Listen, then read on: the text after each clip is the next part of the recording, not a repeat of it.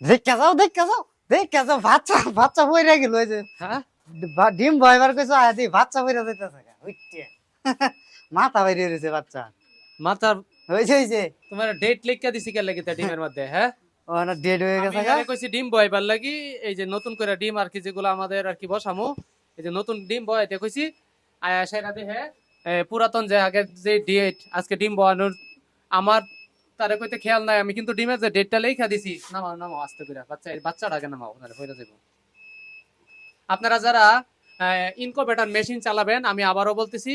date গুলা খাতায় লেখে এক জায়গায় টানায় রাখবেন ইনকুবেটরের পাশে যেতে দেখলেই খেয়াল হয়ে যায় যে মেশিনে বাচ্চা ফুটার ডেট আজকে হ্যাচিং এ নামাইতে হইব বাচ্চাগুলা বা ডিমগুলা হ্যাচিং এ নামায় ফুটাইতে হইব এই ভুল যদি করেন তাহলে যে উপরে থেকে পইরা